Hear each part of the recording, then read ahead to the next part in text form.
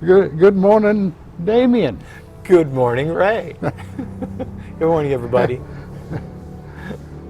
We're just getting started really early in the bloody morning before I've had breakfast again. Oh.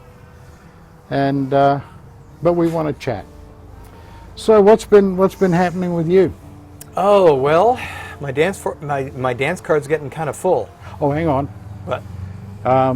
If we have time when he finishes talking, Yeah. I've actually got some good news. So stick around. All right. Sorry, go on. Okay. Now, talk about a cliffhanger, Ray.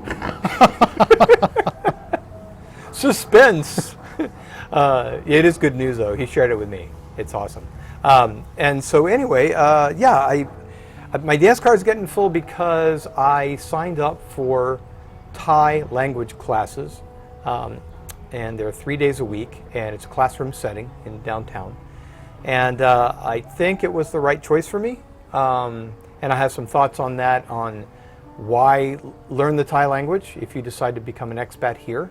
And if you're just visiting here, why learn just a few words to get by? Mm-hmm. So. Mm-hmm. Well, I think it's pretty important, because otherwise the only relationships you'll ever have are with other Phalang. Yeah. Other foreigners.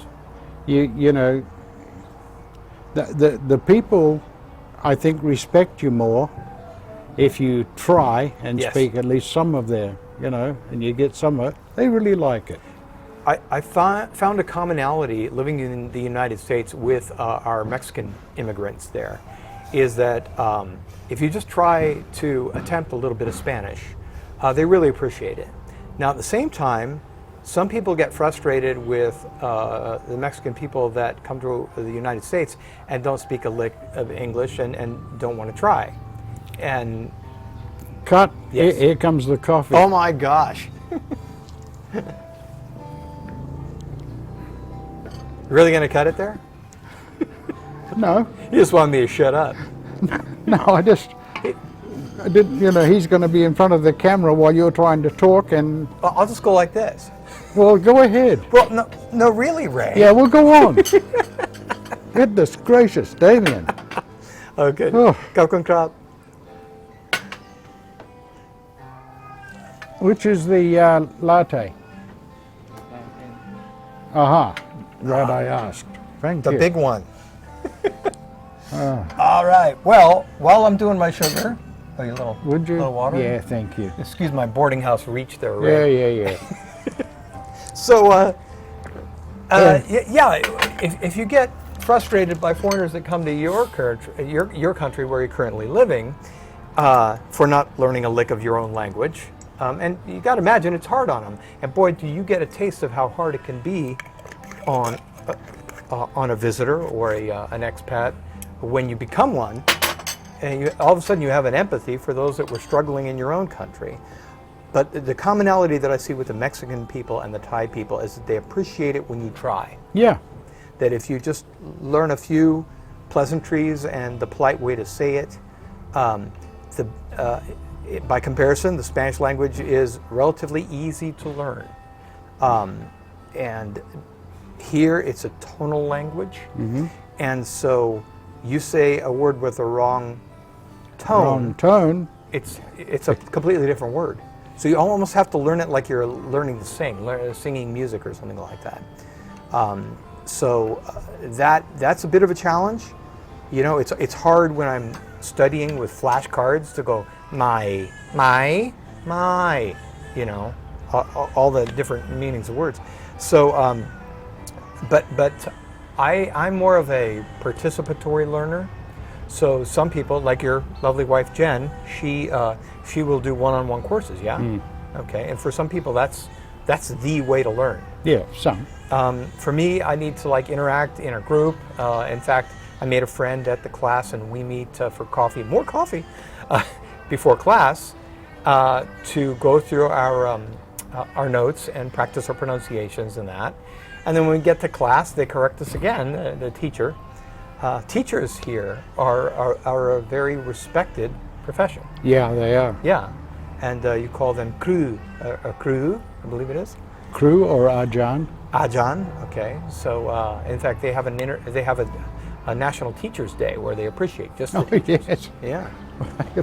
They got a National Everything's Day here. Exactly. Shut down the banks. It's National Popcorn Week. Yeah. So, would you like to know my reasoning on learning Thai? Jesus, that's such an open question. We can really just stop the video here. My reason, yeah, go okay, ahead. Can you make it the abbreviated version? No, you know I don't do that. Anyways, I didn't want to be that guy, that Thailanh, who shows up and expects, look, I'm an American, see? I want an 8-pound butt steak, and I want all the things, you got to speak my language. Well, a lot of the people, especially in the tourist areas, do speak some English. Yeah. And they'll say, so the first thing I learned was to ask in their language, do you speak English? Which, ผมพูดภาษาไทยนิดหน่อยนะ or ผมพูดภาษาอังกฤษได้ไหม Thank you. Yeah, almost said it wrong.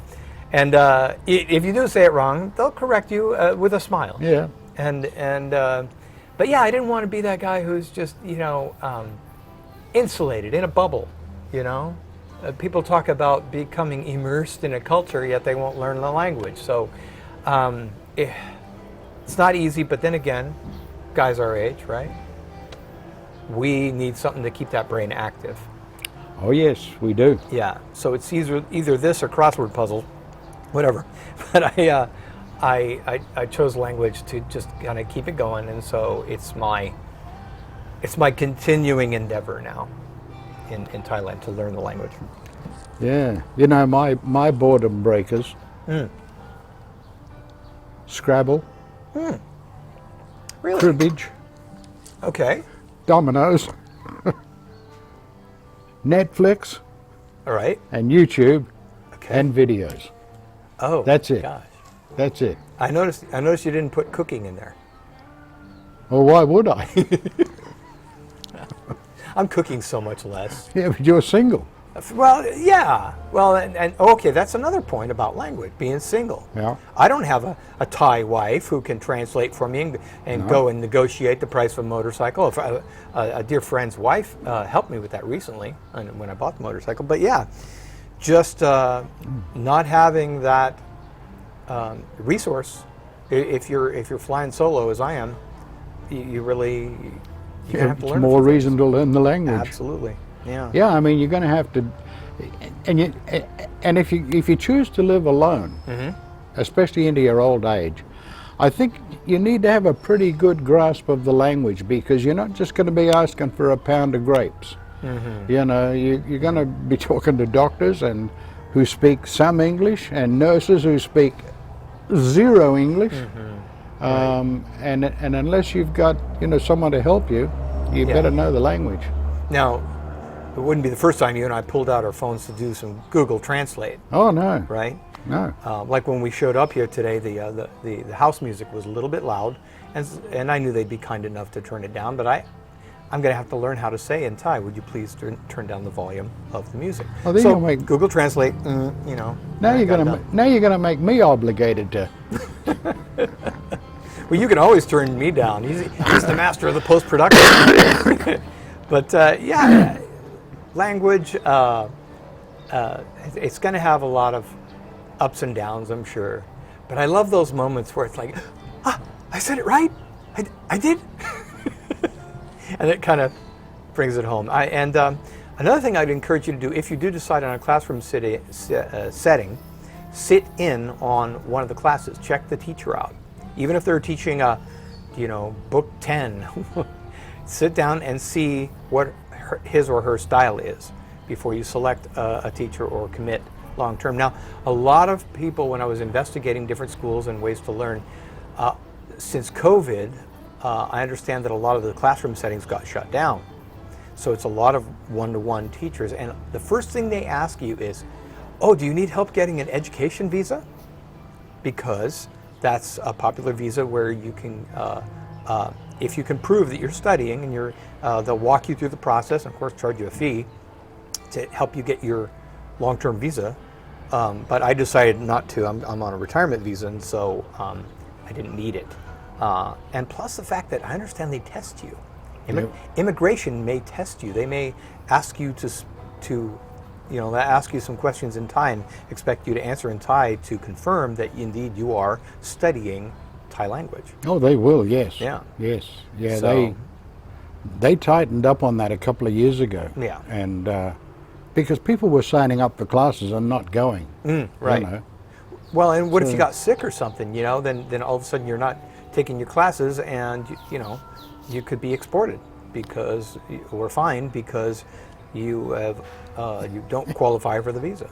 Yeah, but the people doing this stuff, they know that will never happen to them. Oh no. You know? I'm bulletproof. I don't need to wear a helmet on my motorbike. No. I'm a robin egg balancing on a razor blade. And there won't be a random police stop down the road to check me. No. Yeah, Are what you got, done man? with your dialogue? Yeah, are you going to reveal to our viewers the secret special surprise that you discovered? Are you ready? Yeah. Okay. Yeah. Take it, Ray. Well, okay. Thank you, Damian. I'll try to be brief. You know, you guys, I made a video about an individual trying to open up a bank account. What was this? A month ago, maybe? Sounds right, maybe yeah. a month ago. And we had one bank after the other saying no, no, no, no, no. So I decided I wanted to start to pursue a couple of banks and get a definitive answer on what it takes to open an account, what visa, etc. Now, it's been a long process. I found that when you ask a question of a Thai, only ask one, because they're not going to answer the second one, or the third one, or the fourth one. So one question at a time. So multiple emails. I'll kind of share with you when this started and how it went on. On April the 26th, this is from me, could you please send me information on what a foreigner needs to show you to open a bank account in Thailand? That went to Krung Thai Contact Center. Okay, this is Krung Thai Bank. The Krung Thai Bank. Okay. Yep. Dear Kun Ray, on August 13th, you go from the 26th of April, From April to to August. August 13th, and I got an answer.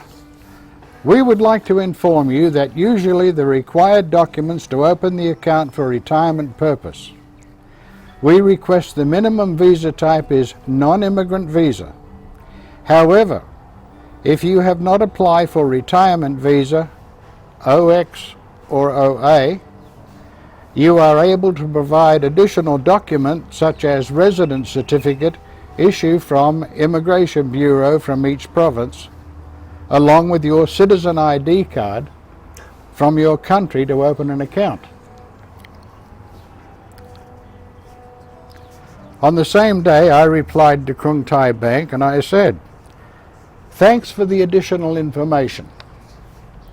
But you say you are able to provide additional documents such as residence certificate issued from Immigration Bureau from each province along with your citizen ID card from your country to open an account. Adi-da. But there are two problems. Immigration no longer writes residence certificates. They stopped doing this a few months ago. Two, not all countries have a citizen ID card. Is a driving license an acceptable form of citizen ID? They were rather sharp on this reply, August 14th. Whew. Turn around. Well, they were really on their toes. Dear Kun Ray, thank you for the update regarding the process from the Immigration Office. Well, I guess I educated them on something. Ooh. I hope they saved face. For the second question, Our regulation stated that the document should be used as an identity document issued by the Thai government or the state of nationality. The criteria would be a document that has your picture and name, so a driving license could be used. Got it?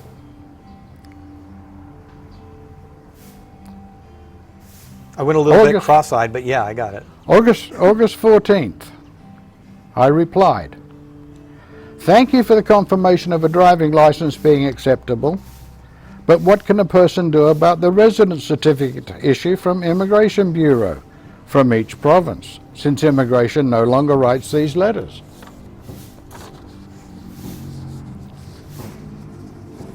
August 15th, "We would like to inform you," from Krung Thai, "we would like to inform you that to open an account with us, we usually need 3 documents. So you could use a driving license instead of a residence certificate."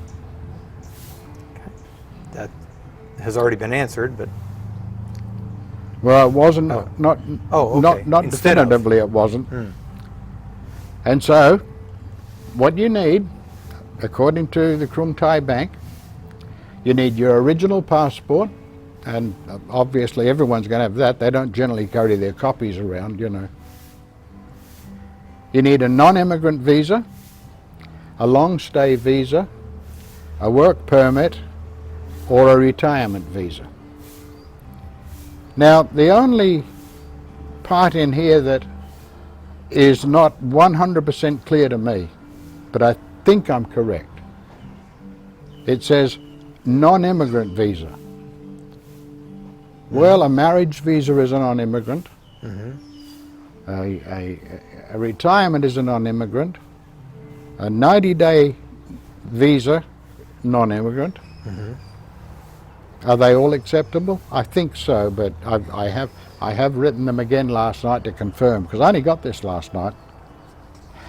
Okay, so on the final condition, so it was original passport, non-immigrant visa, and an identity document issued by the Thai government or the state of nationality, your driving license. Okay. Well, that, hey, you got a response, which, regardless of it taking so long, but the fact that it took so long, welcome to Thailand. Right? Oh, yeah. I mean, so like if you're trying to do this on your own, for example, when I was pursuing a non-immigrant OA visa, I followed, I had the right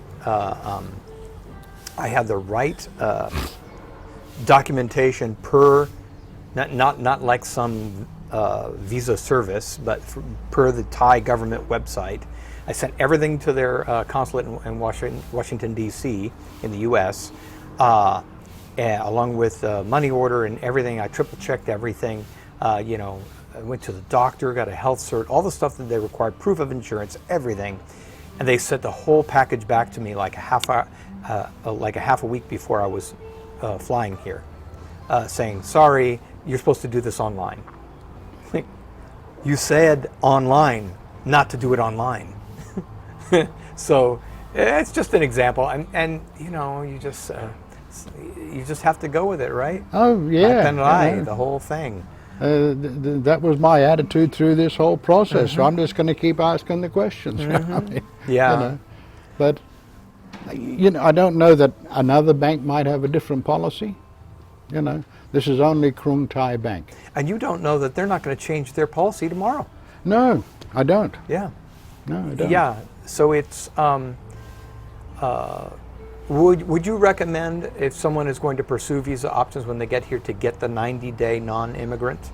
Oh, absolutely. So not come over just with the 30-day. Oh no, Yeah. no, you won't have a chance. Yeah. No. You need the time. Yeah. Yeah, you won't get. There's a few things that the bank wants. You know, one, they want a residential address.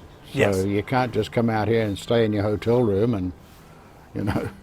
Which, if you're getting a long-term place And open a bank here, it does speak to the wisdom of a round-trip ticket first. To come here, get the lay of the land, you know, shop for your apartment or your house that you want to rent, and then get the contract done, even if you're not going to arrive for a while, so that you have already proof that you have a residence. That if that's taken care of when your airplane's wheels hit the ground here in Shanghai, way to go. You know. I got to put a plug in for the individual ladies that sell real estate and are agents, right? Yeah. And that is, please, guys, if you come out here for a short-term visit and you want to look at properties and try to make a decision, be upfront about that with the agent, because those poor kids, they work their asses off. Yeah. So tell them that you're not going to be moving right away. Yeah. Don't let them sit there thinking they're counting the baht because this rich Farang is going to buy something or rent something. Yeah, and you don't have to. It's negotiable. For example, you don't have to do a 12-month lease. You could do a 10-month lease. They're going to want 2 months deposit. Yeah. And should I plug my agent that I was pleased with? Did she pay? A little. No. She paid me in service. That's what she did. And I should say that that's my background, is residential real estate, not leases, but I was doing sales, so listings and sales in the United States. So I was very familiar with United States practices. Boy, did I learn a lot. And that was Kay from Kay Estate. And I think you bloody did it. I did, yeah. I hadn't even answered. Well, unless you have a relationship with her competition, I don't know. No. I thought she was great. I thought she did a fine job. She was very patient with me. And I was very upfront about, hey, I'm not moving here for another 6 months, but I'm ready to go into contract when I find the right place. You know? So, yeah, that's, and finding somebody, you know, with some experience who has a lot of contacts. That's important. If they're managing 2 or 3 properties, maybe look elsewhere. You want somebody who can show you a lot of properties. And that I think, you know, just comes down to the interview process. And look at how they respond. If they're responding like Krung Thai Bank, and they're not and the real estate agent is not getting back to you for a month, maybe look elsewhere. You know. Yep. Well, I didn't have a choice. I had to wait for Krung Thai Bank. Yeah. Well, that's some good news, Ray. Right? Yeah. I think it is good news. Mm-hmm. I think it's very heartening. Yeah. Next, my intention is to go and sit down with the bloody local guy at Bangkok Bank and have a heart-to-heart and question him on each of these things, because Bangkok Bank are not being as forthcoming. I'm going through the same process with them, but I'm not getting the answers. Yeah. So they do. Bangkok Bank seems to have a good relationship with cryptocurrency. That they're not, you know, not as turned away from it as some are. And I've considered opening an account with them as well, because they have a good reputation. Another thing to know is not all banks, if you're going to do a large transfer, like when you transfer funds in for proof of funds, some banks, Krung Thai included, have a limit of 50,000 baht per transfer. So you might have to make a lot of transfers in order to satisfy, for example, the 800,000 requirement of funds in a Krung Thai bank for a retirement visa. So, and that's a lot of fees that you're paying each transfer. It is. Okay, well, Damian, I don't have anything else to add. Well, you know, we've always got more tape. You know, let's meet here. There's always more coffee. So. Yeah, but can we wait 2 weeks? Oh, please. How can you do that to your viewers? Easy.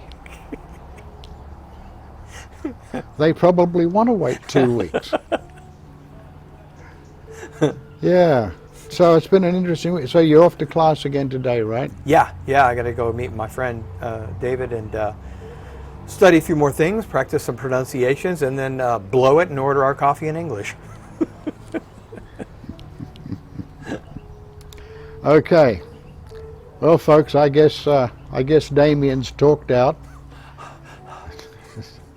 Hard to believe, but so we'll see you in a couple of weeks.